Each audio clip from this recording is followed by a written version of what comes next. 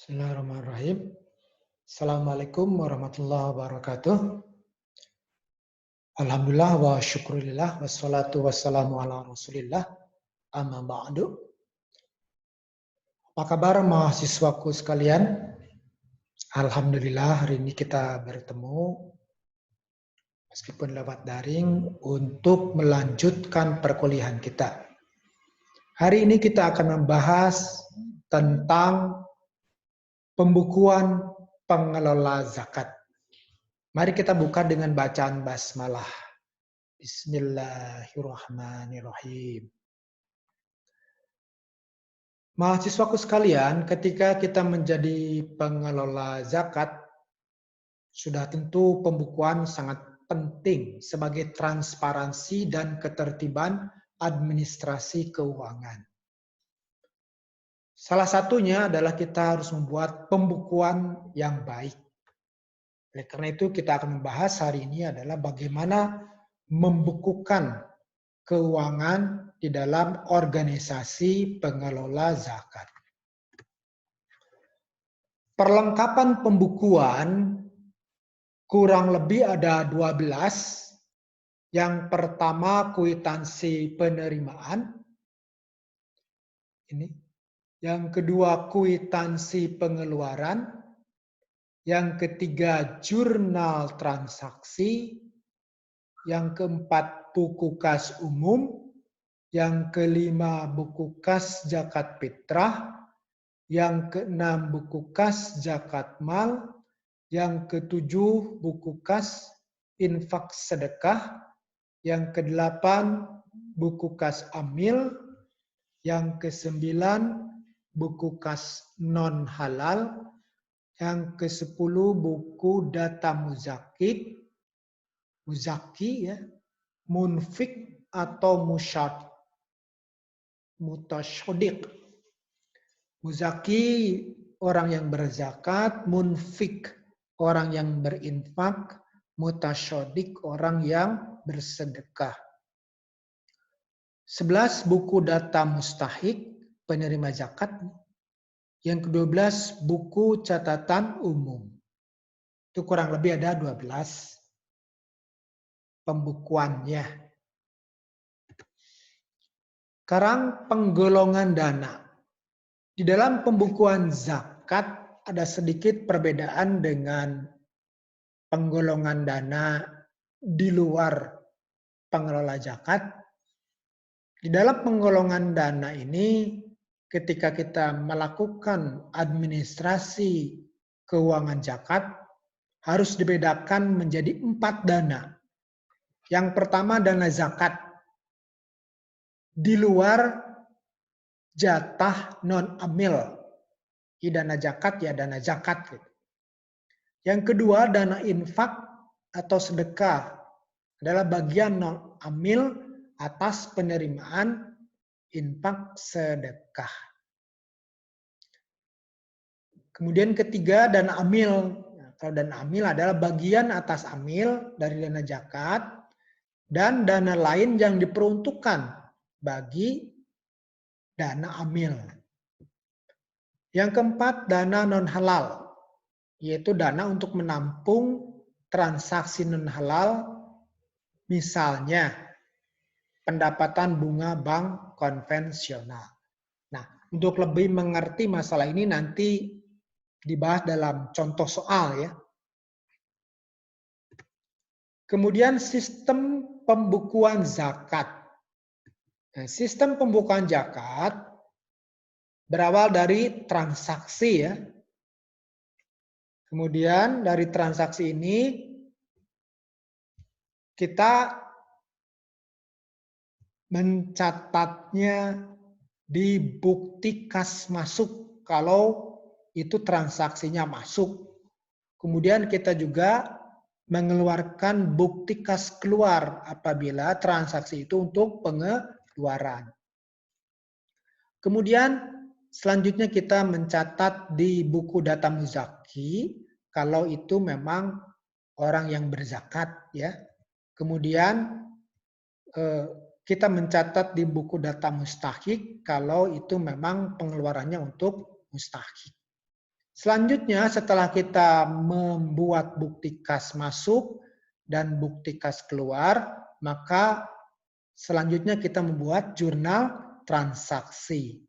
Setelah jurnal transaksi ini dibuat, maka kita membuat buku kas dana zakat apabila itu pengeluarannya dalam zakat, kemudian buku kas infak, kalau itu transaksinya mengenai infak, kemudian buku kas dana amil kalau itu transaksinya berkaitan dengan dana amil. Kemudian ketika sudah memasukkan di buku kas dana amil, buku kas dana zakat, buku kas infak, selanjutnya kita rekap di buku kas umum. Itulah sistem pembukuan zakat. Ini level 1 ya. Ketika terjadi transaksi dikeluarkan buku data muzaki, buku data mustahik, kemudian bukti kas keluar, bukti kas masuk, itu level 1. Kemudian level 2 ya. Kemudian membuat jurnal di level 3 dan di level 4 membukukan di buku kas masing-masing dan termasuk di buku kas umum. Selanjutnya membuat bukti kas masuk. Contohnya seperti ini. Ini contoh pembuatan bukti kas masuk. Ini contohnya di Lazismu Daerah Istimewa Yogyakarta. Ini saya lihat sudah bagus ya pembukuannya. Untuk itu dijadikan contoh ya. Nah ini bukti kas masuk. Ketika membuat bukti kas masuk, yang pertama kita catat muzaki. Nih catat muzakinya. Terima dari, nah ini catat muzakinya. Nomor muzaki, ya. Nama, alamat, nomor telepon. Ya. Kemudian catat tanggal. Tanggal transaksinya. Nah, tanggal transaksi di sini tertera 4 Januari ya. Nomor bukti kas masuknya nomor 2 misalnya. Kemudian langkah ketiga, konfirmasi penerimaan apakah zakat, infak, sedekah atau akad lainnya. Nah, ini. Jadi kita ketika menerima transaksi, kita sebagai pengelola zakat menanyakan apakah Bapak atau Ibu untuk transaksi ini untuk zakat, infak, sedekah atau lainnya. Nah, kita tuliskan di sini. Nah, kalau zakat, infak, sedekah lainnya. Kalau hanya untuk zakat saja tulis zakat saja di sini ya. Infak saja tulis infak saja. Kemudian langkah selanjutnya adalah konfirmasi ijab kabul. Jadi kita harus melakukan ijab kabul. Itulah kelebihan kalau transaksinya on the spot ya di kantor pengelola zakat. Kalau kita transfer mungkin ijab kabulnya relatif tidak terlalu eksplisit ya. Tetapi kalau kita transaksinya melalui kantor on the spot, maka kita harus melakukan ijab kabul dengan sebaik-baiknya. Misalnya, Bapak Ibu saya terima zakat Bapak Ibu, mudah-mudahan barokah dan mudah-mudahan rezeki Bapak Ibu bertambah dan bersih. Ya, itu kurang lebih ijab kabulnya seperti itu. Kemudian dalam bukti kas masuk itu kita juga minta tanda tangan muzaki. Ya.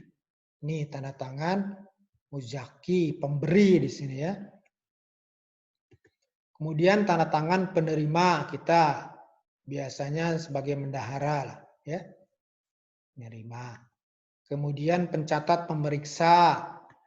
Nah, ini untuk atasan kita ya. Kalau kita bendahara berarti ada juga ketua ya di sini untuk menandatangani.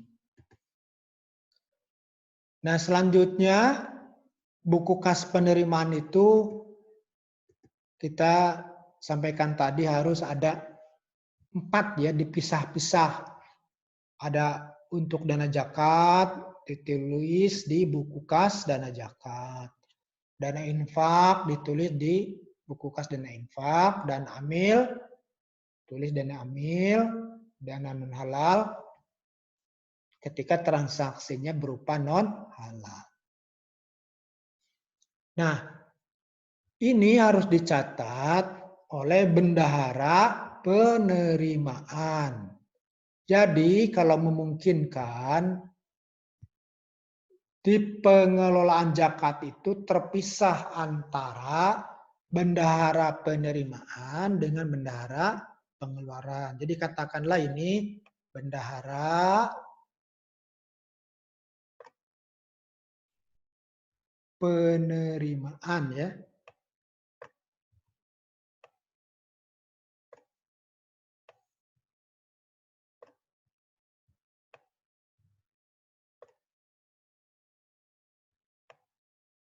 Bendahara penerimaan.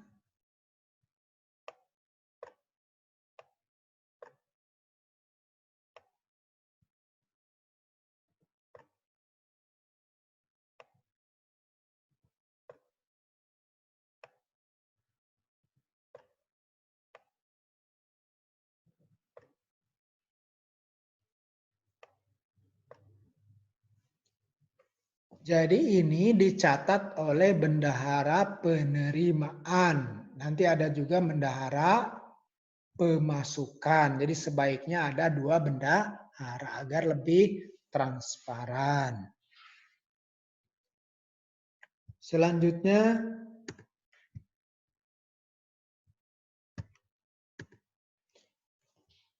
kita membuat bukti kas keluar. Kalau transaksinya adalah transaksi untuk pengeluaran. Ini hapus dulu.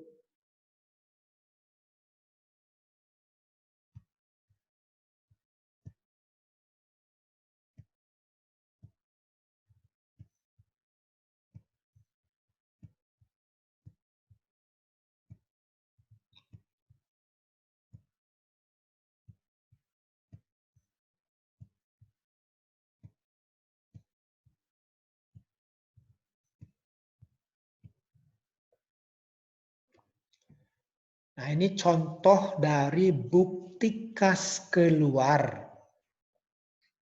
Nah, bisa dilihat ya.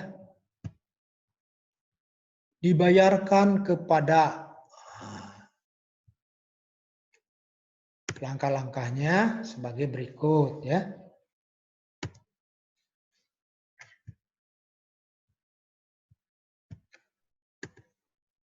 Yang pertama, catat nama mustahik atau penerima zakat nih. Bayarkan kepada nomor mustahik, nama, golongannya. Golongan di sini maksudnya misalnya fakir, miskin, ya, dan lain sebagainya. Alamat, nomor telepon, gitu ya. Kemudian langkahnya kedua, catat tanggal transaksi ini di sini. Catat tanggal transaksi, kemudian konfirmasi serah terima, hitung uang ya, bukti kas keluar. Kemudian minta tanda tangan mustahik. Kemudian yang kelima tanda tangan pemberi. Dah. Nah, buku kas pengeluaran ini pun dicatat sesuai dengan pengeluarannya. Kalau zakat dicatat di buku dana zakat. Kemudian kalau untuk amil dicatat di kas amil ya. kemudian untuk operasional, misalnya untuk bayar listrik dan sebagainya dicatat di buku untuk pengeluaran operasional atau pengeluaran lainnya.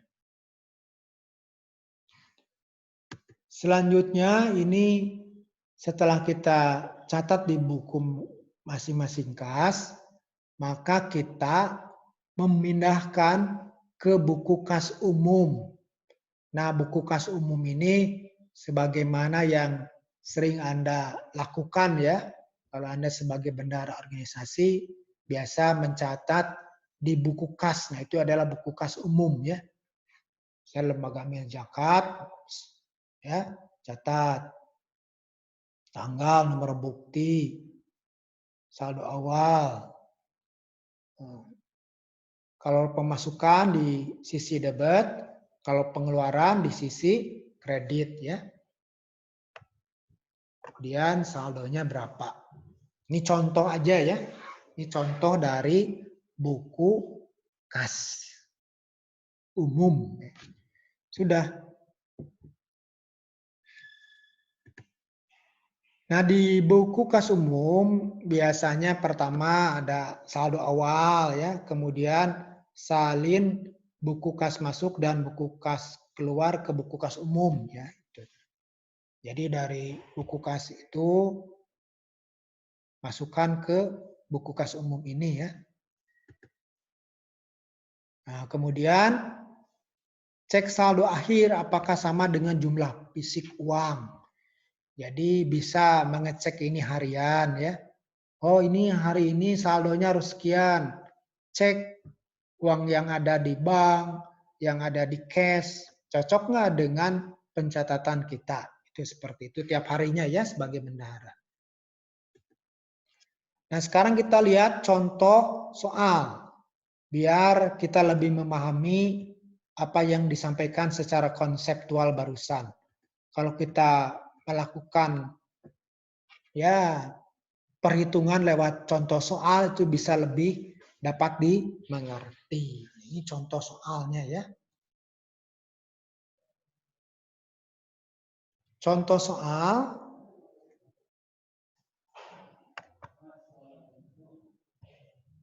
kita buatkan contoh soalnya seperti ini biar lebih jelas. Contoh soal di sini transaksi di Basnas Kota Tasikmalaya per Desember 2019. Nah, transaksinya ada 8 ini ya. Ada 8. Transaksi pertama menerima dana zakat dari Tuan Hanapi sebesar 2.500.000. Kedua, transaksi kedua menerima dana infak dari hamba Allah sebesar 1.250.000. Yang ketiga, menerima dana non halal dari bank konvensional sebesar 750.000. Transaksi keempat, menerima dana amil dari Pemda sebesar 10 juta. Yang kelima, menyalurkan dana zakat ke fakir sebesar 1.200.000. Transaksi keenam, menyalurkan dana zakat ke miskin sebesar 1.200.000. Transaksi ketujuh, membayar gaji amil sebesar 5 juta rupiah. Kedelapan, membayar listrik dan PAM air ya sebesar 1.300.000. Nah, perintahnya kepada kita sebagai pengelola zakat, buatkan jurnal transaksi dan buku besarnya. Nah, jadi soal ini perintahnya adalah membuat jurnal transaksi dan buku besar. Mari kita bahas sama-sama. Yang pertama kita buatkan jurnal transaksi. Nih. Kita lihat. Transaksi yang pertama kan, nih, menerima dana zakat dari Tuan Hanafi sebesar 2.500.000. Maka jurnal transaksinya adalah seperti ini ya, formatnya, nomor, tanggal, keterangan, debit, kredit. Nah, ketika menempatkan debit kredit, sebagaimana saya sampaikan dulu ya, kalau debit itu adalah untuk ya. Kalau kredit sumbernya. Jadi kalau kasus ini menerima dana zakat dari Tuan Hanafi sebesar 2.500.000, berarti debitnya adalah untuk berarti untuk kas. Sumbernya dari mana? Dari dana zakat. Tuh. Dana zakat Tuan Hanafi kalau dipanjangkan ya. Jadi kalau saya tulis di sini, jadi kalau debit itu ya, debit itu sama dengan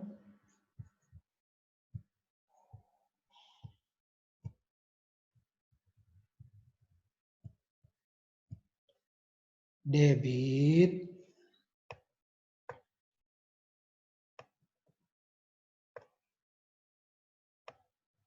itu sama dengan untuk ya.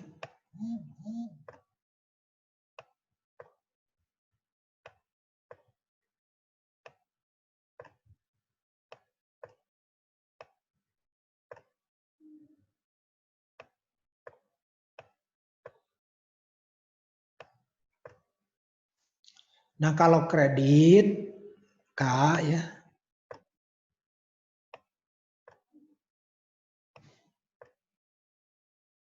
sama dengan sumber.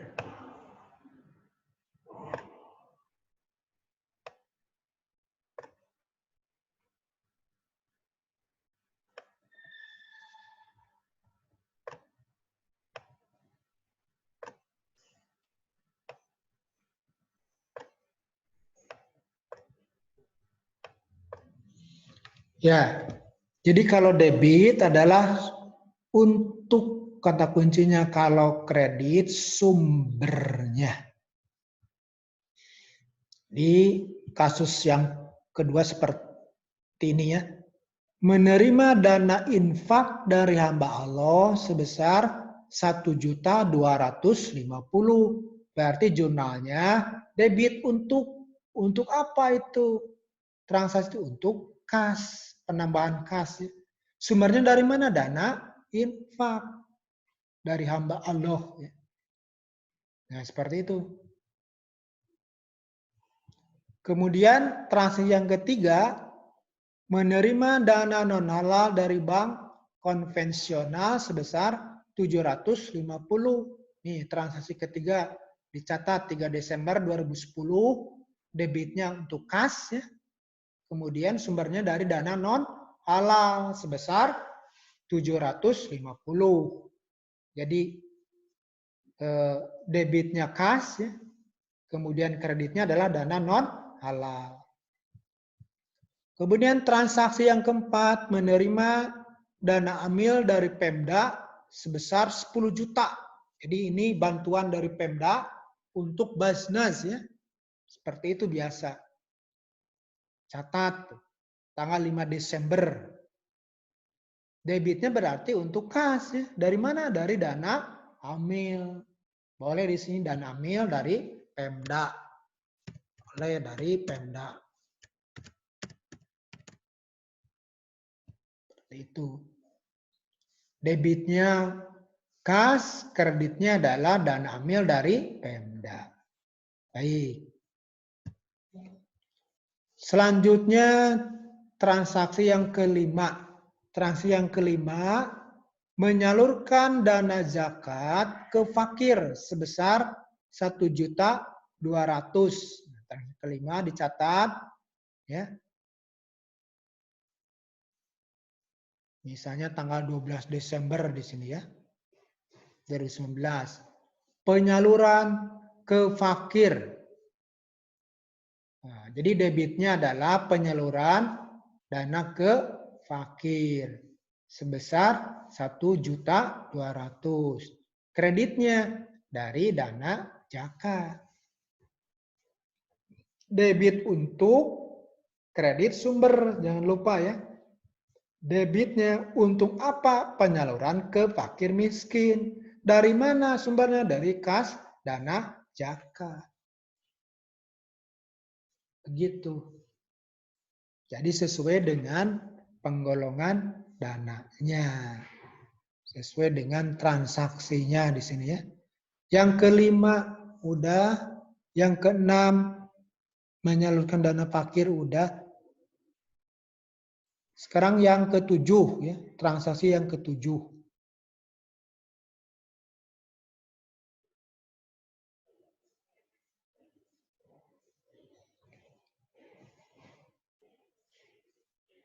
Keenam, menyalurkan dana zakat ke miskin.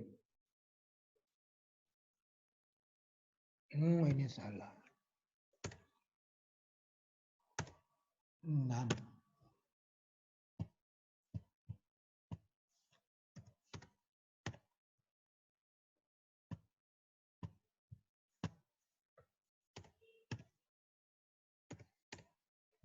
Baik ya. Transaksi yang ketujuh adalah menyalurkan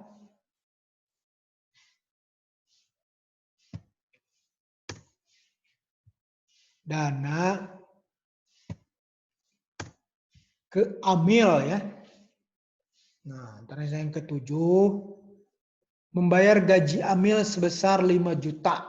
Nah, berarti debitnya untuk gaji amil sumbernya dari mana? Dari kas dana amil. Jadi tidak boleh itu ya. Kita memberikan gaji amil dari dana zakat. Dana zakat adalah untuk bagian non amil. Tidak boleh juga kita memberikan gaji amil dari infak atau sedekah.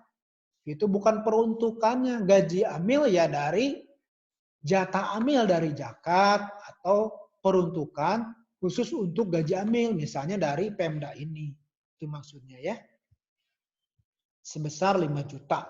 Jadi debitnya gaji amil, sumbernya dari kas dana amil. Kemudian transaksi yang ke-8, membayar listrik dan PAM sebesar 1.300.000. Nah, biaya operasional ini dibebankan kepada dana amil. Jadi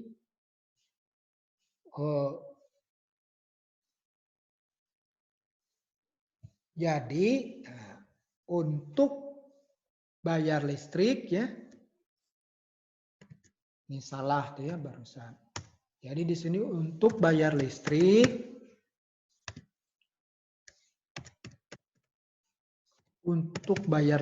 ya, dan PAM itu untuknya. Dari mana? Dari dana amil. Dari dana amil. Jadi tidak boleh kita untuk membayar listrik, PAM, atau biaya operasional lainnya diambil dari dana zakat, dana infak. Tapi harus dari dana amil. Jadi untuk bayar listrik dari dana amil ya, sama. Sama transaksinya dengan nomor 7 ya. Transaksi yang melibatkan kas dan amil. Ini transaksinya sebesar Rp1.300.000. Udah selesai tuh kita membuat jurnal. Selanjutnya kita membuat buku besar. Bagaimana cara membuat buku besar? Seperti ini. Kita memasukkan seluruh transaksi itu tinggal di buku besar. Buku besar itu kan masing-masing transaksi digolongkan berdasarkan jenisnya. Yang pertama, transaksi di dana zakat. Ini formatnya seperti ini. tanggalnya tanggal 1 misalnya. Nih, lihat. Menerima dana zakat dari Tuan Hanafi. Catat di sini. Penerimaan zakat Tuan Hanafi. Sebesar berapa? 2.500.000. Disimpan di mana? Di debit atau di kredit? Karena ini pemasukan, disimpan di debit. Itu transaksi yang pertama. Kemudian yang kedua, menerima dana infak dari hamba Allah sebesar Rp1.250.000. Catat. Oh, kalau ini dana infak di buku besar infak, ya. Nah, yang zakat yang mana saja tuh? Nah, nomor kelima. Nah, menyalurkan dana zakat ke fakir 1.200.000. Jadi yang kelima, transaksi yang kelima ya, penyaluran dana zakat ke fakir sebesar 1.200.000. Karena ini pengeluaran disimpan di kolom kredit ya. Kemudian saldonya dikurangi dari 2.500.000 dikurangi 1.200.000 menjadi 1.300.000 rupiah. Itu transaksi dana zakat. Ya. Jadi kita di kolom atau di buku besar ini menuliskan seluruh transaksi yang berkaitan dengan dana zakat. Selanjutnya transaksi zakat yang lain adalah nomor 6 nih. Menyalurkan dana zakat ke miskin sebesar 1.200.000. Tulis lagi itu. Menyalurkan dana ke miskin sebesar 1.200.000. Tulis di kolom kredit ya karena pengeluaran. Sehingga saldonya dari 1.300.000 dikurangi 1.200.000 menjadi tinggal 100.000 rupiah. Itu buku besar untuk kas dana zakat. Ya. Selanjutnya kita membuat buku besar kas dana infak sedekah. Kita lihat dari contoh soal ini, mana transaksi yang berkaitan dengan dana infak sedekah. Nah, kalau kita lihat ya, silakan Anda lihat tuh nanti ya. Ini hanya satu transaksi. Transaksi yang kedua yaitu menerima dana infak dari hamba Allah sebesar Rp1.250.000. Tulislah di sini. Tanggal 2 Desember penerimaan dana infak sebesar Rp1.250.000. Ditulis di kolom debit. Nah, kalau kita lihat tidak ada lagi transaksi yang lain untuk infak ya. Sehingga di buku besarnya hanya tercatat satu transaksi. Jadi kalau transaksi itu ada 2, catat 2 di buku besar itu. Kalau transaksinya hanya 1, catat 1 ya seperti di kas dana infak ini hanya 1 transaksi. Baik, selanjutnya kita membuat buku besar untuk kas dana amil ya. Di buku besar ini berbagai macam unsur ya. Ada kas dana zakat, infak, sekarang dana amil.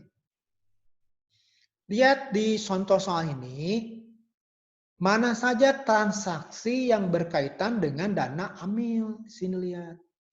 Nah, transaksi ini kalau kita lihat ada di nomor 4. Menerima dana amil dari Pemda sebesar 10 juta. Tulis tuh di sini. Penerimaan dari Pemda. Ditulis di kolom debit. Karena penerimaan 10 juta. Tulis saldo 10 juta. Kemudian transaksi dana amil yang lain adalah transaksi yang ke-7 ya. Membayar gaji amil sebesar 5 juta. Tulis. Pembayaran gaji amil sebesar 5 juta. Karena pengeluaran ditulis di kolom atau di sisi kredit ya. Sehingga saldonya dari 10 juta dikurangi 5 juta menjadi tinggal 5 juta.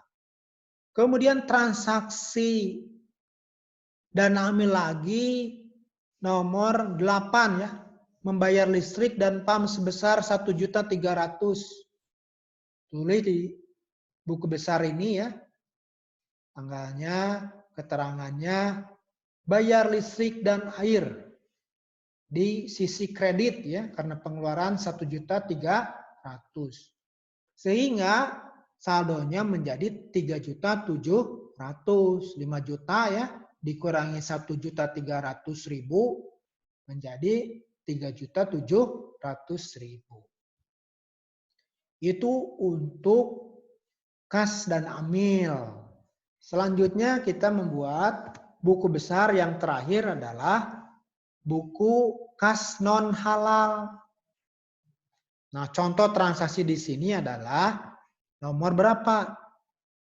Nomor 3 ya.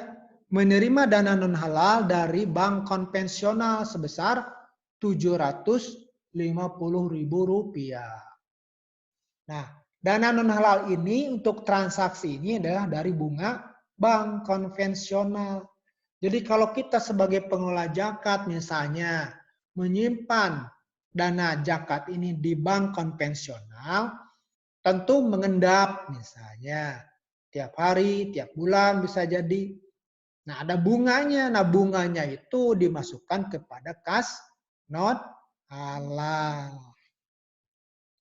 Kebetulan di sini tidak ada transaksi atau belum ada transaksi pengeluaran untuk non halal. Nah, kas dana non halal ini dikeluarkan untuk apa aja? Nah, tidak boleh sembarangan ya uang non halal itu diserahkan kepada orang apalagi. Untuk kas non halal ini pergunakanlah untuk kepentingan umum. Misalnya ya membuat jalan. Atau kalau untuk perorangan bisa saja dana non halal ini kita serahkan atau kita berikan kepada orang, maaf ya, orang gila misalnya. Jadi kalau ada orang gila itu kan kasihan kita tidak beri makan. Boleh kita memberi makan, belikan makannya dari dana non halal ini. Misalnya belikanlah nasi dengan lauk pauknya, dengan airnya sampai 50.000. Nah itu diambil dari dana non halal. Contohnya seperti itu kalau nanti ada transaksi pengeluaran untuk dana non halal. Demikian mahasiswa untuk kuliah bagaimana kita membuat pembukuan dana zakat. Kita lanjutkan nanti materi membuat laporan keuangannya. Kalau sekarang pembukuannya, dan dari pembukuan kita akan membuatkan laporan keuangannya. Terima kasih ya. Selamat belajar. Alhamdulillah. Wassalamualaikum warahmatullahi wabarakatuh.